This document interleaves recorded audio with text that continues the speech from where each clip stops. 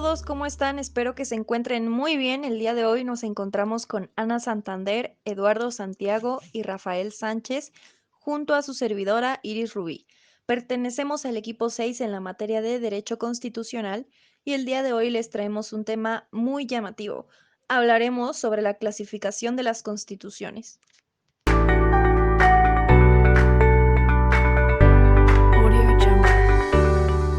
Pero antes que nada voy a explicarles un poquito acerca de lo que vamos a ver. Si bien les dije, hablaremos sobre la clasificación de las constituciones, lo cual, pues este es un tema complicado y sumamente importante de conocer, puesto que de ahí se desprenden puntos que nos van a permitir ubicar las características externas de una constitución y si se pueden ser, no sé, escritas o constitucionarias o codificadas o dispersas. Hablaremos básicamente sobre el origen y todos esos puntos los abordaremos, así como su rigidez constitucional, las constituciones por su grado de innovación, por su vigencia y las constituciones principistas y reglamentistas. Al final daremos una breve conclusión desde el punto de vista de nuestros invitados del día de hoy, junto con su servidora. Sin más que decir, comencemos.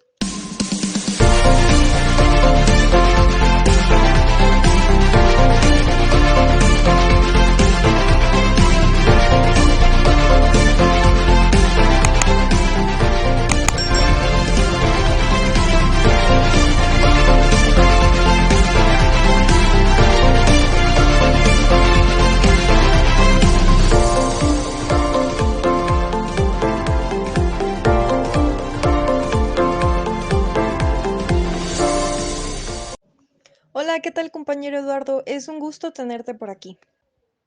Hola, el gusto es mío, compañera. Muchas gracias, Eduardo. Pues bien, te cedo la palabra para que puedas decirnos qué es la Constitución. ¿Qué puedes decirnos acerca de esto? Pues bien, una constitución es aquella ley suprema, es decir, no hay otras leyes por encima de ella, ya que la constitución es la que determina cómo se hacen y aplican las demás leyes. Además, la constitución es la que determina las facultades del gobierno, pero también sus obligaciones y sanciones. En otras palabras, la constitución es aquella que controla al Estado. A lo largo de la historia hemos visto que cuando se desea una sociedad más justa, sin desigualdades y prejuicios, la primera cosa que se realiza es una constitución. Es lo que hizo nuestro país en el año de 1917, cuando se buscó una sociedad libre, sin una religión obligada o ser menos por pertenecer a una casta, dando como resultado esta constitución de 1917, la cual otorgó la libertad incondicional y protección legal importante para todos los mexicanos.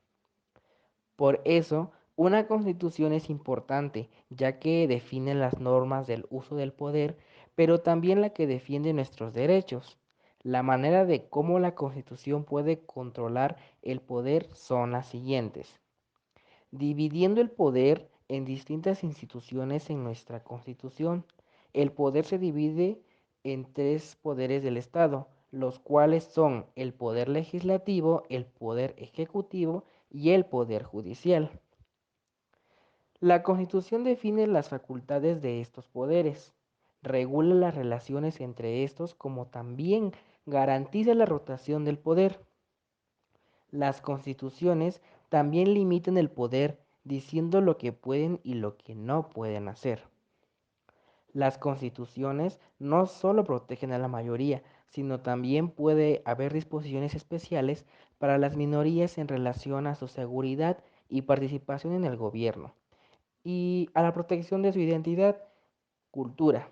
Por ejemplo, en nuestra Constitución se reconoce y garantiza el derecho de los pueblos y las comunidades indígenas a la libre determinación con respeto al manejo de su cultura y comunidad.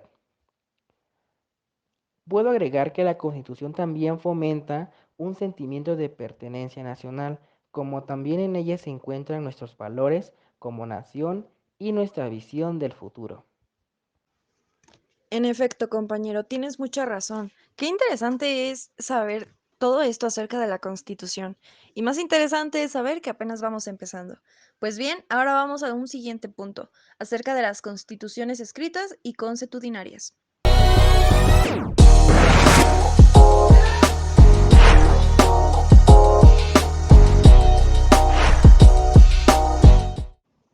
Mi compañera Ana Sofía ahora nos hablará acerca de esto.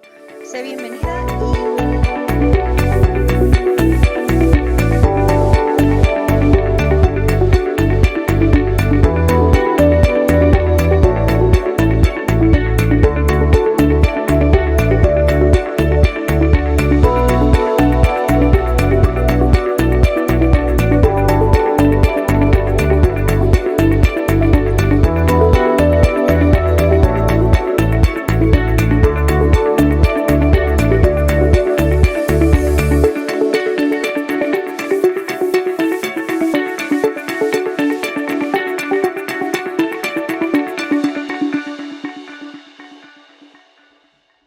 Hola, buen día. Gracias, Iris. Como bien lo dices, yo soy Ana Sofía Santander y bueno, la primera clasificación para las constituciones deriva del aspecto formal, de su presentación física. Una constitución que ha sido otorgada de manera formal a través del órgano político encomendado. Para ello lo conocemos como una constitución escrita, algo muy característico del derecho positivista. Por ejemplo, en países como el nuestro, México, Francia o Italia, las constituciones están contenidas en un instrumento jurídico, determinado así llamado constitución, lo que es una constitución hoy en día. Una forma muy sencilla y de esta manera podemos explicar con facilidad la pirámide de Kelsen.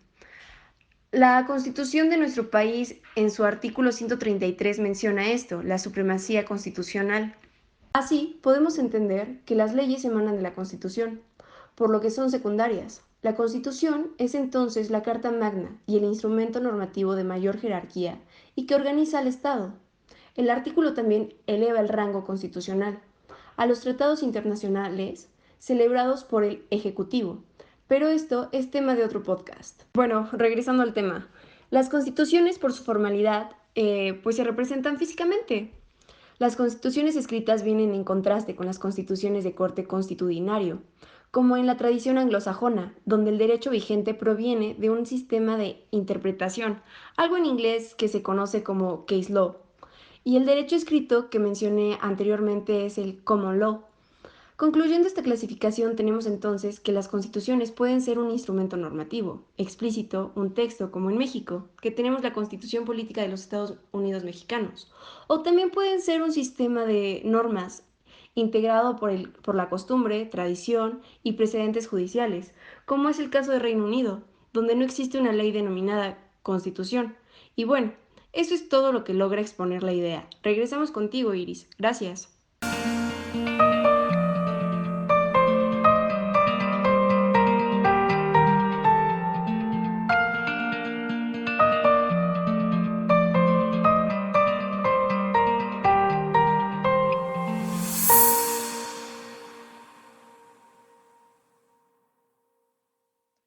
Qué interesantes son los puntos que nos muestra nuestra compañera Ana Sofía.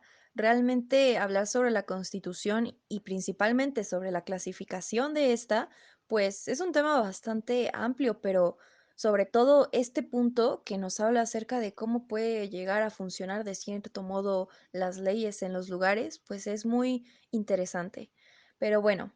Es hora de abordar hacia las constituciones codificadas y hacia las constituciones dispersas. Para ello le cedo la palabra a mi compañero Santiago.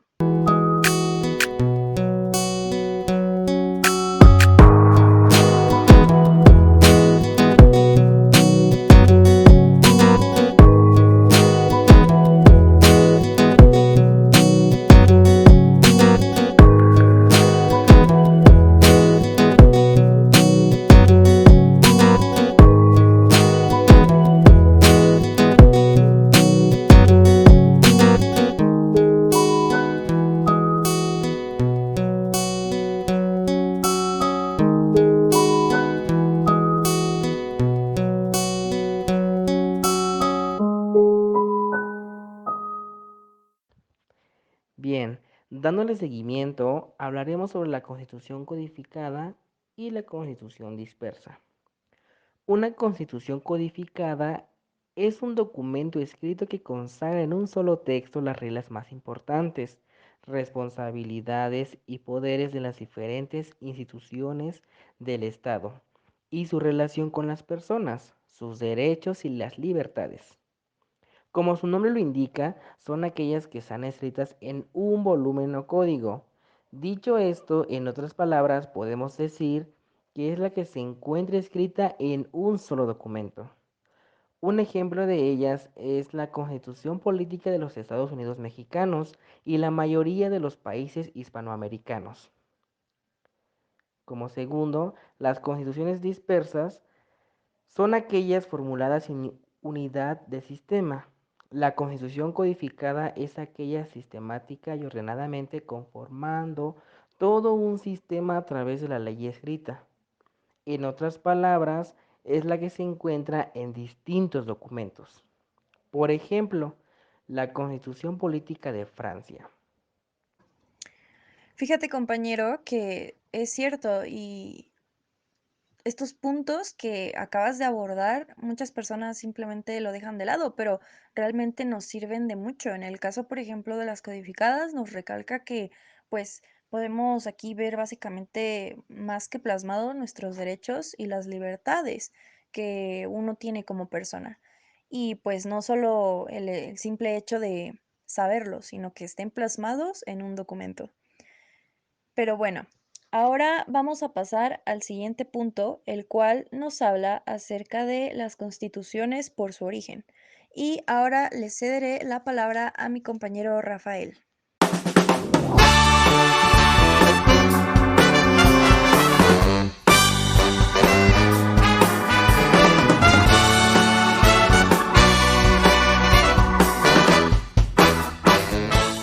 Hola compañera, un gusto estar aquí presente eh, en la audiencia, aquí con los compañeros. Y pues sí compañera, pues mira, cuando hablamos de constituciones, por su origen nos referimos a una forma de establecimiento de las constituciones y estas pueden ser otorgadas, pactadas o democráticas. Son otorgadas cuando son un producto por liberabilidad de parte del soberano. Cuando hablamos de constituciones pactadas, hablamos de los acuerdos surgidos entre un gobernante y sus gobernadores. Y si hablamos de democráticas, pues lógicamente este punto es el más entendible, ya que estas surgen de libre discusión que el pueblo dice.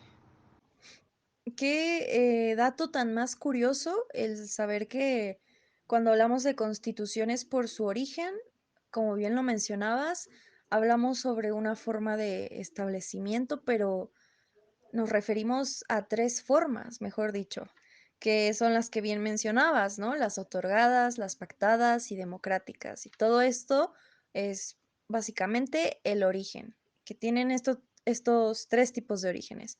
Y pues bueno, es muy interesante, la verdad. Ahora bien, vamos a pasar al siguiente punto, el cual nos habla sobre la rigidez o la flexibilidad constitucional, por supuesto. Entonces, de igual modo, compañero Rafael, si nos hicieras el grandísimo favor de hablarnos un poquito acerca de esto. Pues verás, este punto sobre rigidez nos referimos a cuando la Constitución necesita ser modificada mediante un procedimiento legislativo y este se lleva a cabo en nuestra Constitución y en la de muchos otros países del mundo, de hecho en la mayoría de los países. Y sobre la flexibilidad, pues esta a veces resulta ser un tanto rígidas, igual, pero se tiene presente el aspecto jurídico y vinculándolo a la realidad política.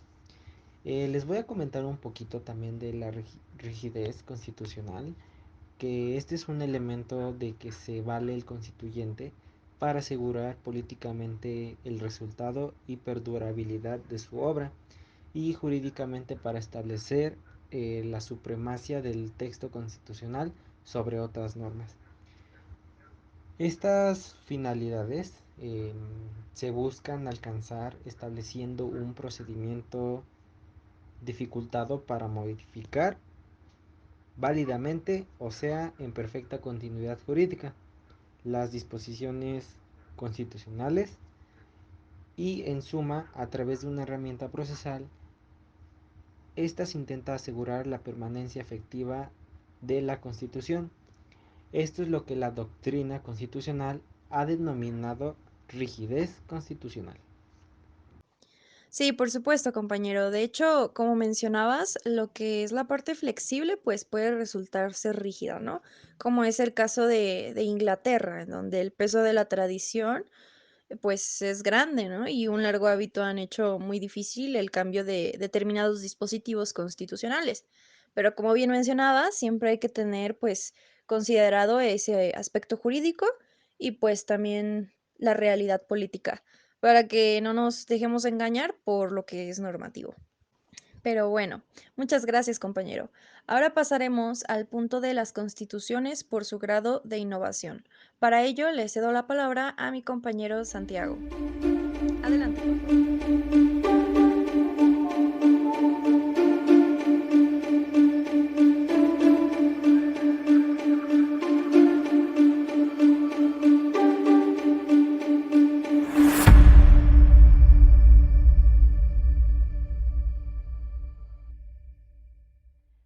Bien, ahora hablaremos sobre otra clasificación de las constituciones, que será por su grado de innovación desde el punto de vista constitucional político.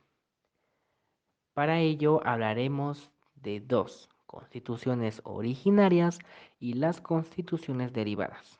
Comencemos. Las constituciones originarias son las que crean estructuras novedosas que están hechas para perdurar, sistemas de gobierno aplicables a distintas realidades. Además, tienen un valor histórico.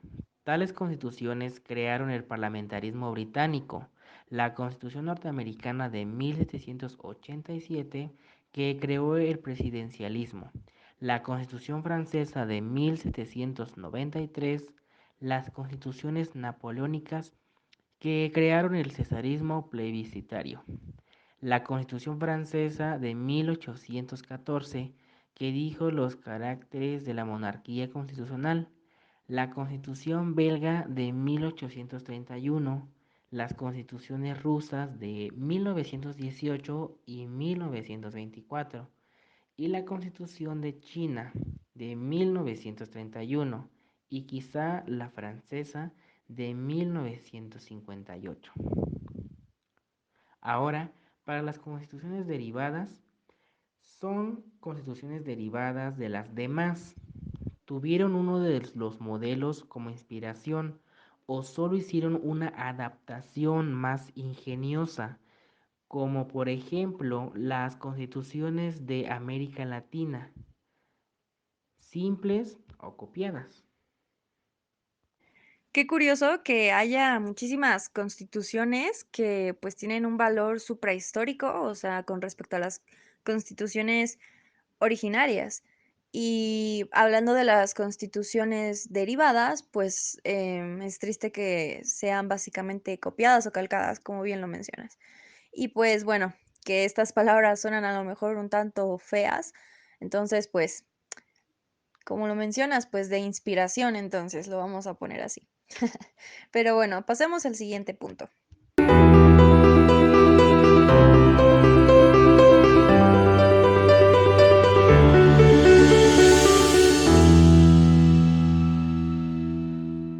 Bueno, pues ahora hay que abordar el punto de las constituciones por su vigencia política, pero esto lo abordaremos desde el punto de vista de nuestro autor, Lowenstein, quien era el padre del constitucionalismo moderno. Por lo tanto, su punto de vista ha sido muy relevante. Bueno, pues él distingue entre constituciones normativas, nominales y las semánticas, entre estas tres. Cuando hablamos de normativas, pues Lowenstein nos decía que es la que efectivamente se aplica y es como tal respetada, como por ejemplo en el caso de las constituciones europeas. Cuando Lowenstein nos menciona las constituciones nominales, Nos dices nos dice que son aquellas que no están aplicadas, pues la realidad político-social no está madura para esto. Entonces, esto podría ser un claro ejemplo de las constituciones latinoamericanas.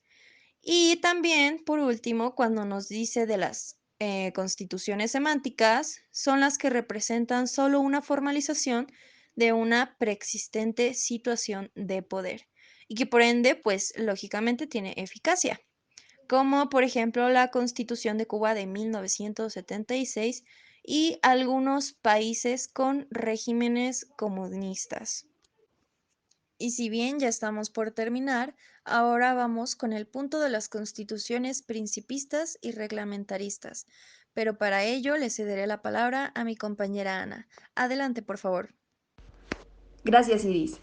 Pues sí, como bien lo comentas, la clasificación de principistas y reglamentaristas. Cabe mencionar que es una clasificación que no se reconoce totalmente por los tratadistas, pero por su relevancia sobre la doctrina nos gustaría resaltar la clasificación o la diferenciación entre las constituciones principistas y reglamentaristas. Las constituciones principistas.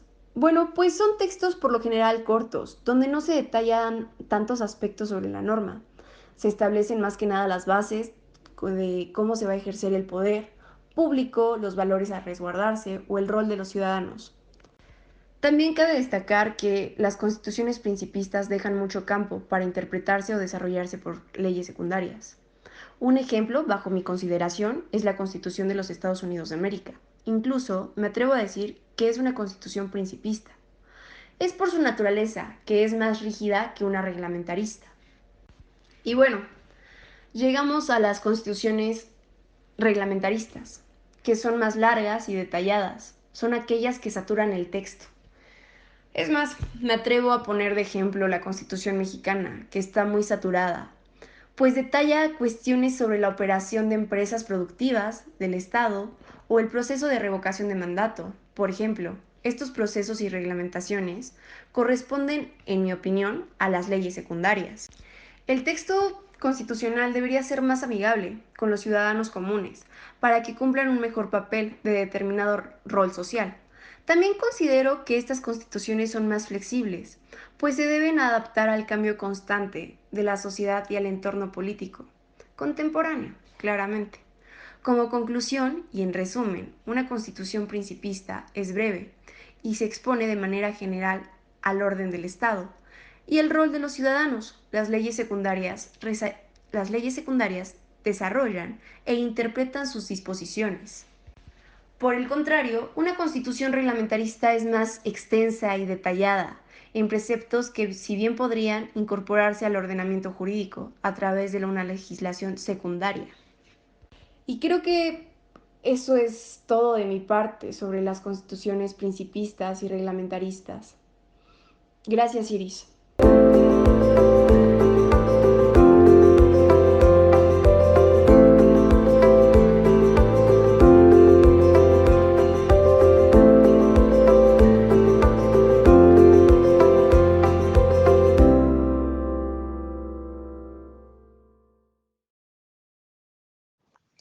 Pero bueno, eso ha sido básicamente todo lo que podemos abordar por el momento acerca del tema de la clasificación de las constituciones.